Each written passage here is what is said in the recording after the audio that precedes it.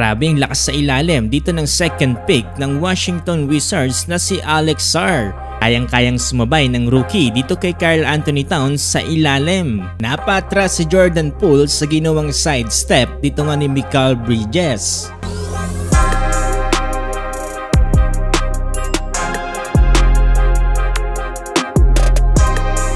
Game day na ng Washington Wizards at ito na nga ang unang pagkakataon na gagawin nilang starting lineup ang kanilang second pick na si Alex Sarr. Ito ay matapos silang gawin itong second unit dito sa kanilang huling laban kontra nga dito sa Raptors. Well, dito sa first quarter, nakapagtala kagad ng slam dunk itong si Alex Sarr mula dito sa assist ni Jonas Valanciunas. Bilang isang rookie, hindi talaga maiwasan na magkamali. Nagkaroon ng defensive 3 seconds itong si Alex Sarr, nangingitlog kasi sa ilalim. Ito sa first quarter, nakapagtala ng 4 points si Alex Sarr matapos ang kanyang layup dito nga mula sa assist ni George. Tapos ang first quarter, up by 3 ang Washington Wizards, 22-19. Second quarter, nagsisimula magsagutan from beyond the arc ang magkabilang panig. Cameron Payne para dito sa New York Knicks, ditong si Jordan Poole naman para dito sa Wizards. Under 7-minute mark, yung muling pinasok dito si Alex Sarr para dito sa Wizards. Papansin natin na medyo nakakasabay ang rookie dito mula sa veteran player na si Karl-Anthony Towns. Halos patapos na rin yung second quarter na makuha dito ni Alex Sarr yung kanyang unang 3-pointer para sa laban na to.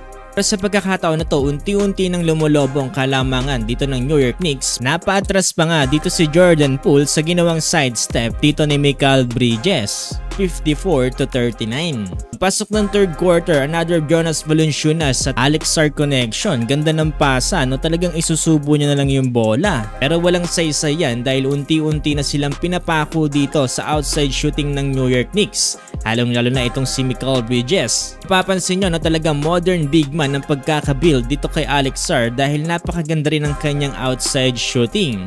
Pero syempre, muli pa rin umangat dito ang tatlong veterano ng New York Knicks na sila Karl-Anthony Towns, Mikal Bridges at Jalen Bronson. Kung saan pagkatapos ng third quarter ay lumobo na sa 27 points ang lamang ng Knicks, 86-59. Fourth and final quarter, hindi pa rin nilalabas dito si Karl-Anthony Towns. Minamama na dito ang mga batang players ng Wizards. Kahit na 3 beses na magkakasunod nagpakawalan ng 3 dito ang Washington Wizards sa fourth quarter, hindi pa rin nilang nagawang mahabol dito ang Knicks na kung saan natapos ang laban sa final score na 117-94.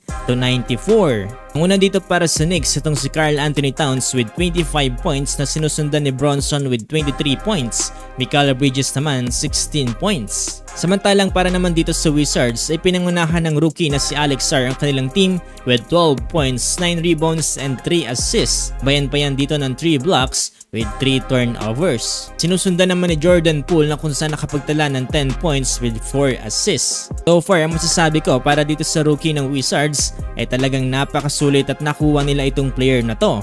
Malaki kagad ang may aambag niya sa team kagaya ng Wizards.